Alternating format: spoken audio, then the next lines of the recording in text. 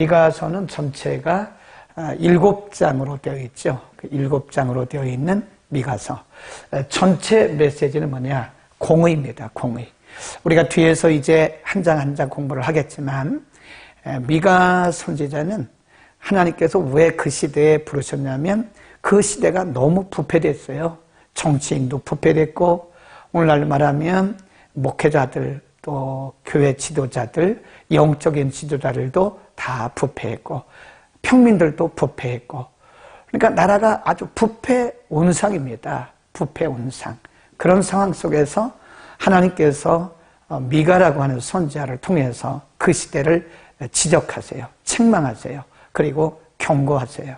돌아오지 않으면, 그런 부패에서 돌이키지 않으면 하나님이 그들을 심판하신다고 경고하시고, 그러나 그들이 깨닫고 돌아오면 하나님께서 은혜를 주시겠다. 특별히 이 미가서에는요, 메시아의 예언에 대한 말씀이 있습니다. 메시아가 어느 지역에서 올 것인가, 그리고 메시아의 이름은 무엇인가, 이런 등등에 대해서 후반부에서 말씀을 하고 있습니다. 자, 그러면 미가서의 기록자 명칭, 미가서 1장 1절에 보면요, 유다 여왕 요담과 아하스와 히스기야 시대에 모레셋 사람 미가에게 임한 여호와의 말씀이라 그랬어요. 그러니까 미가가 기록한 게 맞고요. 거기 한번 중간쯤 보시면요, 그는 미가는 유대 출신의 선지자로 이사야, 호세야, 아모스 선지자와 동일시대 사람입니다. 미가는 당시 예루살렘과 사마리아에서 성행하였던 이교적 제사의식을 신랄하게 비판하고, 그 다음에 관리들의 부정, 그릇된 상거래, 거짓 예언자들을 통렬하게 비난했다. 그래서 사실 미가 선지자는 그 시대에 굉장히 일반적으로는 욕을 먹었죠. 왜냐하면 그 시대의 부정을 지적하고 그들에 대해서 회개할 것을, 돌이킬 것을 말하니까요. 언제든지 이 악한 시대는요, 의인들을 싫어합니다. 바른 말 하는 사람을 싫어합니다. 그래서 미가는 굉장히 외로운 선지자였고, 굉장히 비난을 많이 받는, 비난을 받는다고 해서 미가가 잘못된 거 아니에요. 시대가 악해서 그런 거죠. 악한 시대는 항상 영적인 충돌 현상이 일어납니다. 이 복음이 증거되게 되면 악한 시대는 항상 영적 충돌이 일어나기 때문에 복음을 전하는 사람에 대해서 굉장히 비난하고 정죄하게 되죠. 그러나 하나님의 말씀을 전하고 하나님의 말씀대로 사는 사람들은 시대의 사람들이 지적하고 비난하고 비판한 것에 대해서 두려워해서는 안 돼요. 그리고 하나님의 일을 우리가 포기해서도 안 됩니다. 항상 어느 시대든지 영적 충돌 현상이 일어나게 되는데, 시대가 악할수록 충돌 현상은 더 강하다. 꼭 기억하시기 바랍니다. 그 다음에 역사적인 배경 보시기 바랍니다. 미가가 활동하던 시기는 북쪽에 위치한 아수르가 많은 나라들을 침략해서 제국을 이루고, 북왕국 이스라엘과 남왕국 유다도 아수르의 침략 위기에 있었지만 여전히 도덕적 타락, 우상 숭배에 빠졌고요, 부정부패, 거짓 예언자들의 활동이 만연해 있었다. 그러니까 영적으로는 위기죠. 영적 위기 시대. 그래서 지금 미가가 활동하던 시대는요, 미가는 사실 남왕국 유다 사람이거든요. 그런데 북왕국에게도 말씀을 전했고, 남왕국 유다에게도 말씀을 전했어요. 왜냐하면 그 시대가 북왕국이나 남왕국, 다시 말해서 이스라엘이나 유다가 다 부패했어요. 심지어는 제사장도 부패했다니까요. 예, 거짓 선지자가 만연했고요. 제사장도 부패했고, 그리고 관리들은 뭐 더 말할 것 없고요. 부정한 상거래가 이루어지고요. 그래서 그 시대가 사실은 굉장히 경제적으로 부강한 그런 시대였거든요. 그러면 항상 영적 위기가 와요. 개인적으로도 그렇고, 가정적으로도 그렇고, 교회적으로도 그렇고, 이 사회, 나라적으로도 보면요, 이 경제적으로 부강해지면요, 반드시 영적인 위기가 온다는 사실을 알아야 돼요. 그래서 우리가 잘 먹고 잘 사는 게 축복이라고 생각하면 안 됩니다. 절대 축복이 아닙니다. 잘 먹고 잘 살다가 영적으로 병에 걸려요. 잘 먹고 잘 살다가 우리 영적인 위기를 만나게 돼요. 그래서 하나님은 우리에게 영적인 장치를 두세요. 잘 먹고 잘 살 때 그냥 두면 우리 다 위기에 만나게 되니까 영적인 위기에 빠지고 부패되게 되니까 변질되니까 항상 우리 앞에 크고 작은 어떤 문제들을 하나님이 이렇게 장애물처럼 두세요. 그래서 그 장애물 때문에 기도하다가 우리가 영적으로 깨어나는 거예요. 아무런 문제가 없으면 그게 축복이라고 생각하면 안 됩니다. 문제가 있는 것이 오히려 우리를 영적으로 깨어나고 영적으로 살아 있을 수 있도록 하는 하나님의 은혜의 하나의 수단이기 때문에 오히려 그 문제 때문에 내가 살아난다고 하는 것을 감사해야 됩니다. 꼭 기억을 하시길 바라고요. 자, 이제 여기서 보시면 이렇게 보시면 돼요. 이제 그 아모스라든지 호세아서는 이 북왕국을 대상으로 하는 말씀이라고 했고요. 그 다음에 요나서, 나훔, 오바댜는 이방인을 대상으로 하는 말씀이라고 했고요. 여기 있는 말씀들, 미가서가 여기 있잖아요. 그러니까 이게 남왕국 유다, 물론 북왕국도 해당이 되지만 주로 남왕국 유다를 대상으로 한다, 이렇게 말씀드리고요. 그 다음에 이건 굉장히 중요한 거라고 그랬어요. 선지자의 조감도인데, 선지서의 조감도. 포로 전에 기록된 말씀, 북왕국 이스라엘 대상, 남왕국 유다 대상, 그 다음에 이방인을 대상으로 하는 것 중에 요나와 나훔서는 아수르고요. 우리 전에 공부한 오바댜 한 장이죠. 에돔을 대상으로 한다. 꼭 기억을 하시길 바랍니다. 자, 이제 첫 번째, 두 번째, 세 번째까지 있는데 특징이 있어요. 이 미가서 전체는 예언입니다. 예언. 그래서 첫 번째 예언, 두 번째 예언, 세 번째 예언. 그래서 앞에 부분에서는 주로 북왕국 이스라엘과 남왕국 유다의 죄를 지적을 하고요. 그 다음에 후반부에 가면 그러나 그럼에도 불구하고 하나님께서 부패하고 타락하고 변질된 지도자들에게 하나님의 백성을 맡기지 아니하시고 새로운 영적 지도자, 영원한 지도자, 메시아가 탄생할 것을 말씀하고 있죠. 그래서 하나님의 은혜는 이렇게 흘러가요. 하나님의 백성들이 변질되고 부패하고 타락할 때는 하나님 반드시 그들을 징계를 하십니다. 그리고 나서는 하나님의 은혜를 주시는데 은혜의 보자기로 이렇게 덮으시죠. 그게 하나님의 긍휼이다, 이렇게 보시면 됩니다. 첫 번째들, 선지자들 모두 다 하나님의 심판 아래에 있다 하는 것을 말씀을 하죠.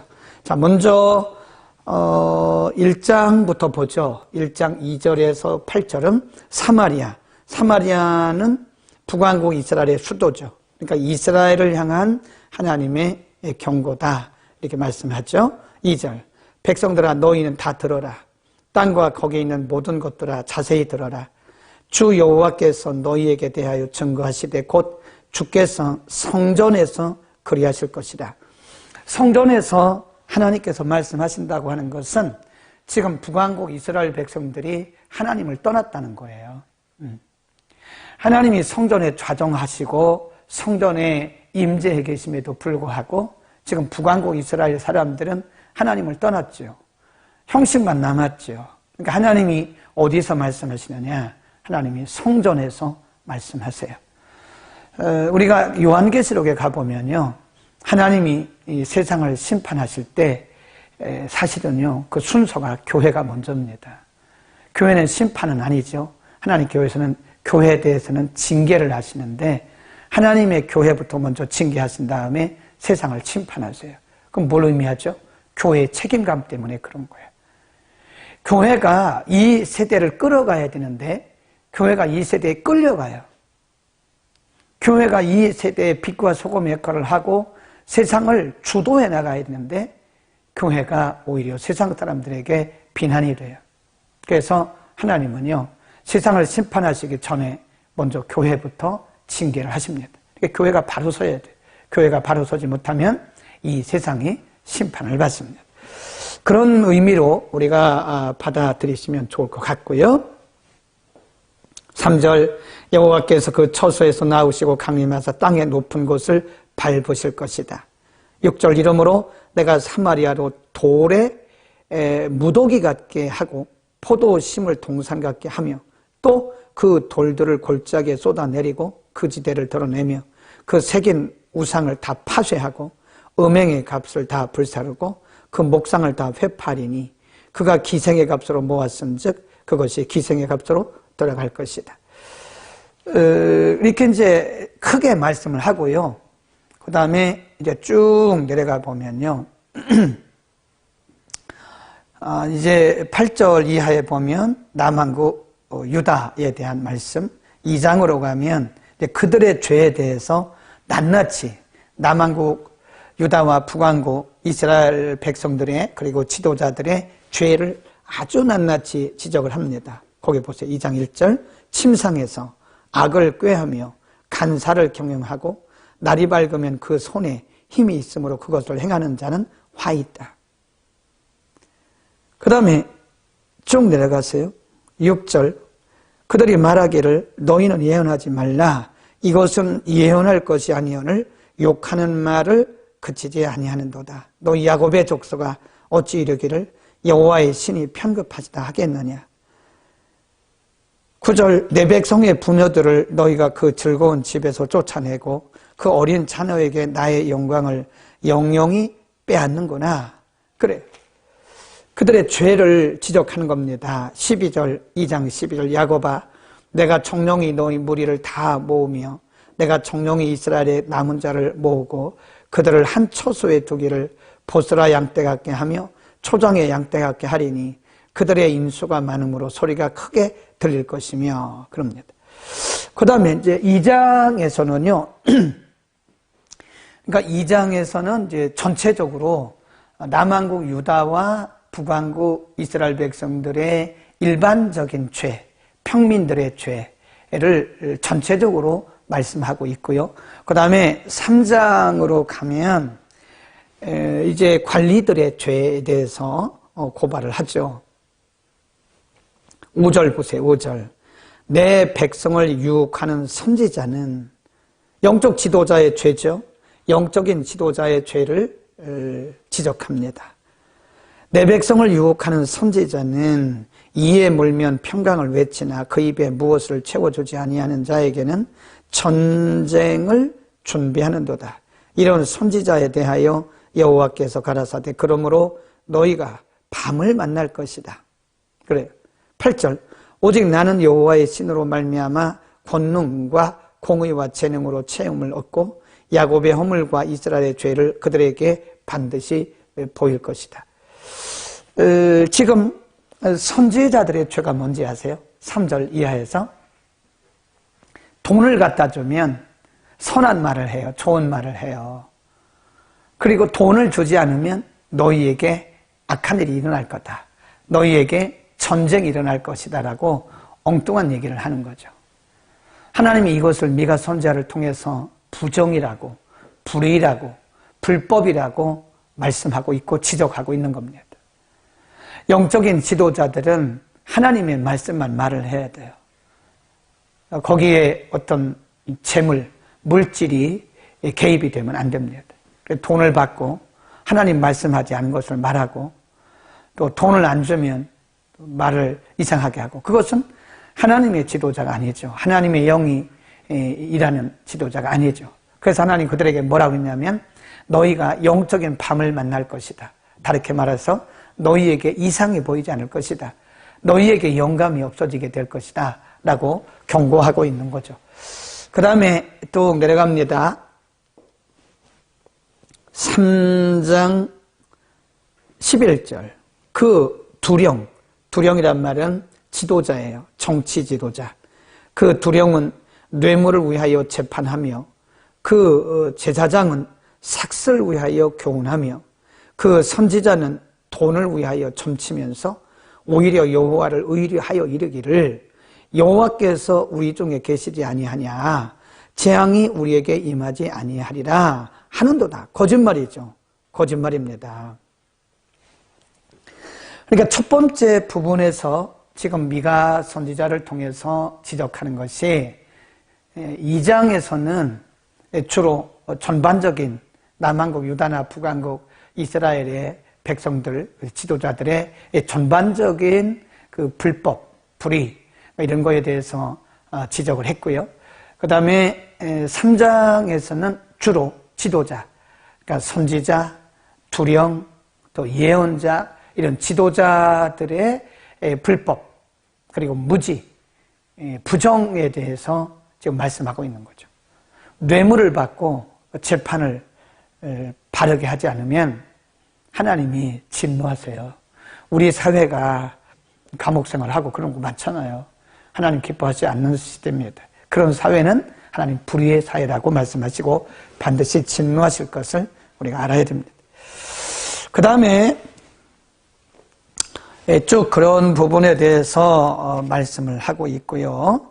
그 다음에 5장, 이제 4장, 5장, 6장, 7장까지는 후반부에 들어가죠. 두 번째 부분, 그리고 이 세 번째 부분에서는요, 하나님께서 그럼에도 불구하고 하나님의 백성들에게는 그리스도를 보내실 것을 말씀하죠. 그 이유가 뭘까요?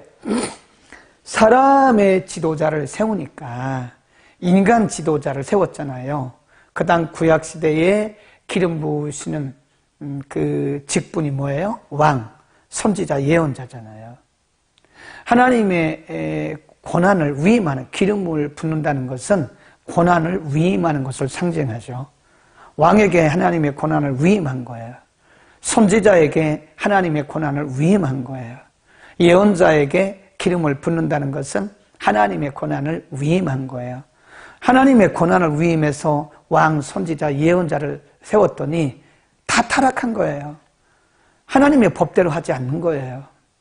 예, 부정을 행하고 부패하고 자신들의 이익을 위해서 말씀을 변개시키고 이런 모습을 보시고 하나님께서 이 사람에게만 맡겨서는 안 되겠구나.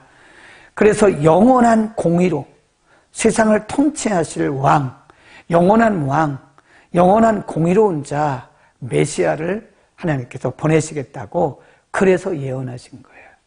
그래서 예수님이 필요하신 겁니다. 예, 사람 지도자는요, 아무리 의로운 것 같아도 역시 사람은 사람일 뿐이에요. 사람에게는 죄성이 있기 때문에 그런 겁니다. 요즘에 정치권을 보세요. 여당이고 야당이고 뭐 성상납에 이건 말을 할 수가 없어요. 버젓이 그런 분들이 버젓이 우리나라에 국회에 들어와 있고요. 의회에 들어가 있어요. 정부에 들어가 있어요. 그 의로운 사회입니까? 예. 뭐 어제 오늘 보니까 뭐 뉴스에 보니까 이거 참 눈 뜨고 볼 수 없을 만큼 부패하고 타락한 아주 우리 사회예요. 우리 사회의 공의를 위해서 우리가 기도해야 되는데 그래서 하나님은 메시아를 이 땅에 보내실 것이라고 말씀하셨고 우리 시대에 영원한 불의가 없으신 왕, 통치자 예수님을 우리에게 보내주신 겁니다. 그래서 예수 그리스도를 통해서 전 세계를 통일하시고 복음을 통해서 전 세계를 지배하신 거예요. 복음 외에는 정확한 공의가 없어요.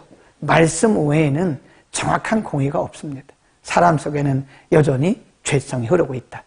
우리는 믿는 우리들은 그것을 회복해 나가는 거예요.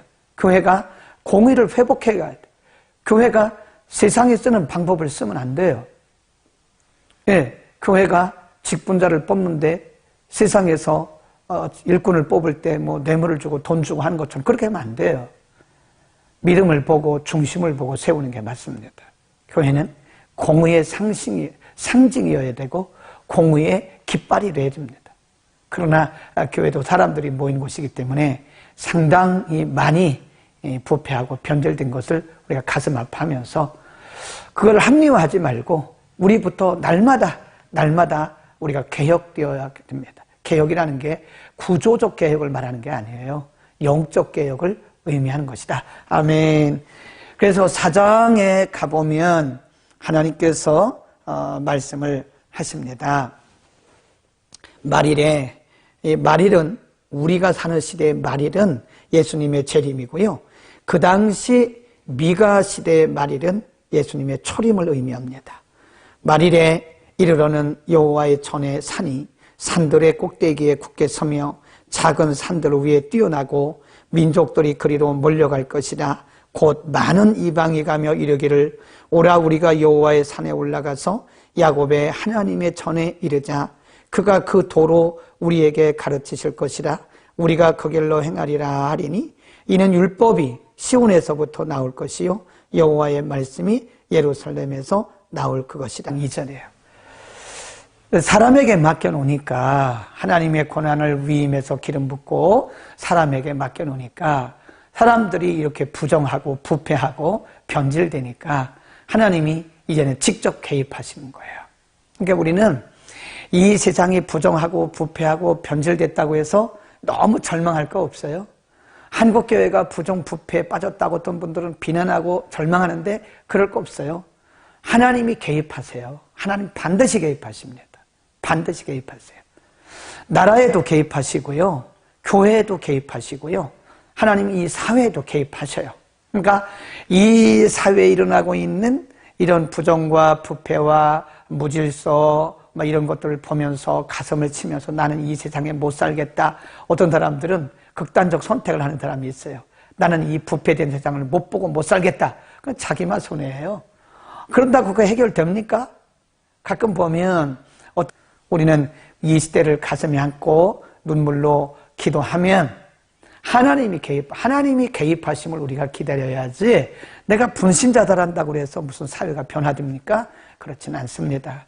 하나님이 개입하신다는 사실을 꼭 아시기를 바랍니다. 그래서 우리는 이 사회 부정과 부패와 변질된 모습을, 불법을 바라보면서 가슴 아파하고 기도하는 것은 맞지만 하나님의 개입을 위해서 우리가 기도해야 된다. 아멘. 그렇게 꼭 이해를 하시기를 바라고요. 네. 또 보겠습니다.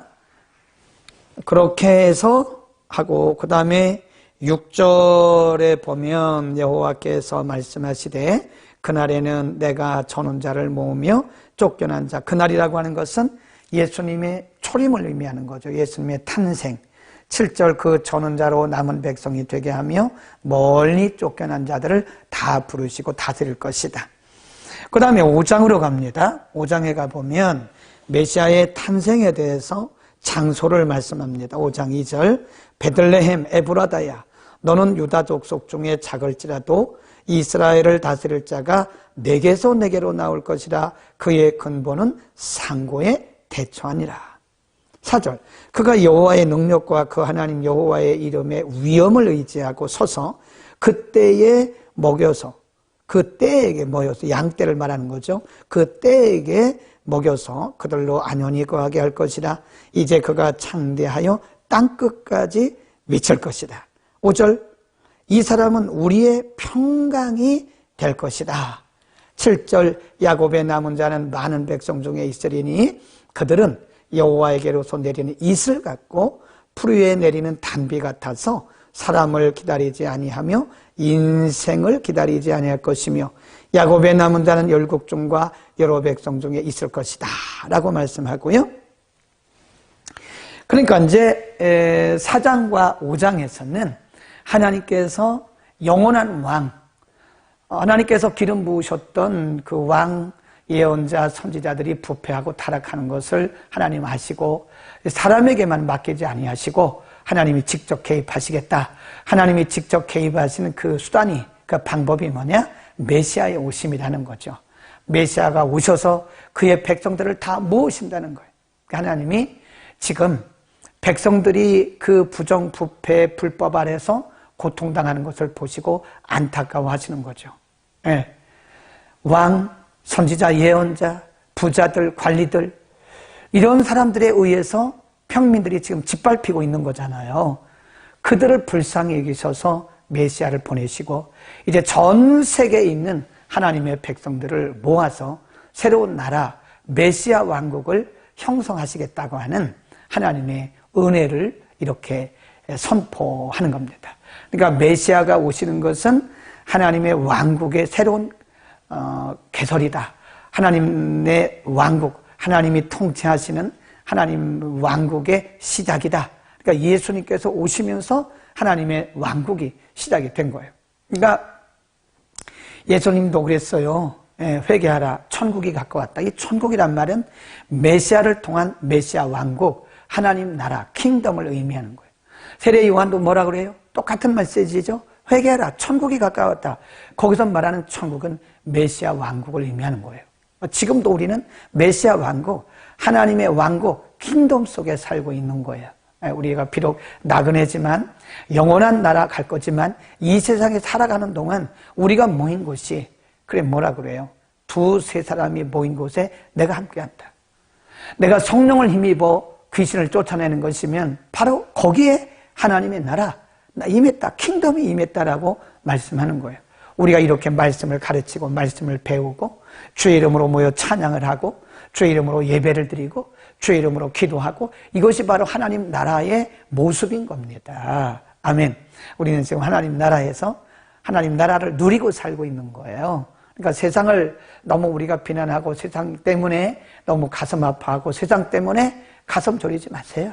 우리는 이 안에서 지금 이 불의한 세상 가운데서도 하나님께서 모아놓으신 하나님의 백성들로서 하나님의 왕국에서 하나님의 나라의 왕자, 공주로 살고 있는 겁니다. 우리는 지금 하나님 나라의 왕국을 누리고 있는 겁니다. 아멘. 그렇게 해서 메시아 왕국을 말씀하고 있습니다. 자, 그다음에 6장, 여호와께서 이제 하나님께서 어떻게 행할 것이냐 말씀하고요. 그리고 하나님이 정말 원하시는 것에 대해서 6장에서 말씀합니다. 6장 7장에서 6장 6절 보세요. 하나님이 진짜 원하시는 것이 무엇이냐? 내가 무엇을 가지고 여호와 앞에 나가며 높으신 하나님께 경배할까? 내가 번제물 1년 된 송아지를 가지고 그 앞에 나아갈까? 여호와께서 천천의 수양이나 만만의 강수 같은 기름을 기뻐하실까? 내 허물을 위하여 내 맏아들을, 내 영혼의 죄를 인하여 내 몸의 열매를 드릴까? 아니라는 거예요. 8절, 사람아, 주께서 선한 것이 무엇임을 내게 보이셨나니 여호와께서 내게 구하시는 것이 오직 공의입니다. 공의를 행하며 인자를 사랑하며 겸손히 내 하나님과 함께하는 것이 아니냐. 그래서 하나님이 원하시는 것이 공의, 인자, 겸손이라고 하는 것입니다. 네. 6장과 7장에서 이제 결론을 내리시면서 하나님께서 미가 선지자를 통해서 우리에게 주시는 말씀은 하나님이 진짜 원하시는 것이 뭐냐? 많은 재물 아니라는 거예요. 네. 많은 사업, 물론 그것도 맞죠. 그러나 그것보다 더 중요한 것은 우리가 중심으로 하나님을 신뢰하고 공의를 행하는 거예요. 말씀대로 사는 거예요.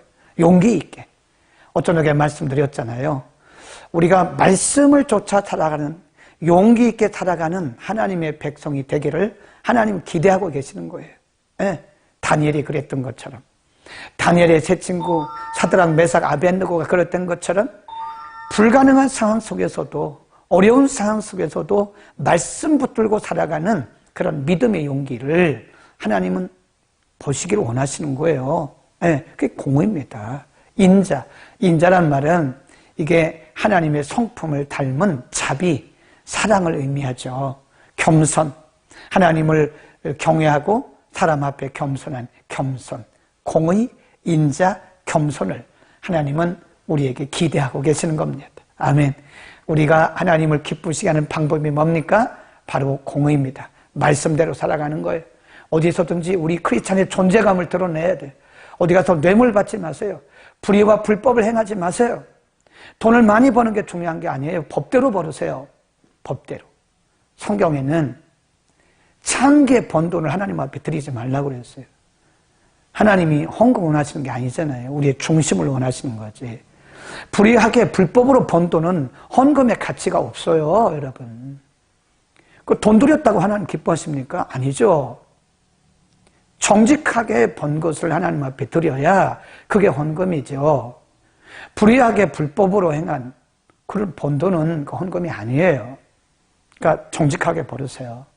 정직하게 살아야 돼요. 네, 거짓을 행하지 마세요. 하나님이 원하시는 것은 그겁니다. 어떤 트릭을 쓴다고 그러잖아요. 속임수 쓰면 안 돼요. 우리가 출애굽기 레위기에 보면 주머니에 두 개의 추를 두지 말라고 그러잖아요. 속인다고 사람들이 상고례를 하면서 상대가 똑똑하면 정확한 추를 쓰고요. 상대가 조금 똑똑해 보이지 않으면 속여요. 네, 그러면 안 된다니까요. 크리스찬 기업인들, 크리스찬 장사하는 분들, 자영업을 하는 분들요, 정확하게 하세요. 네. 그래서 우리가 음식 장사하는 분들은요, 음식점을 하는 분들은요, 재료를 정확하게 쓰세요. 네. 우리가 보면 마태복음에서 예수님께서 말씀했어요. 말일에 많은 사람들이 내게로 와서 주여, 내가 주의 이름으로 귀신을 쫓았고 내가 주의 이름으로 많은 병든 자를 고쳤습니다 라고 말할 때 예수님 이렇게 말씀하셨어요. 불의를 행하는 자들아 내게서 떠나가라. 내가 너를 알지 못한다라고 말씀한다는 거예요. 네. 분명히 그들이 말하기를 우리가라고 해요. 복수입니다. 우리가 주의 이름으로 귀신을 쫓았어요. 우리가 주의 이름으로 병을 고쳤어요. 우리가 주의 이름으로 능력을 행했어요. 근데 예수님 뭐라고 그랬어요?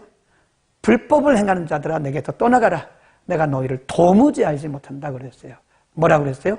불법이라고 그랬어요. 말씀을 떠나는 것은 불법입니다.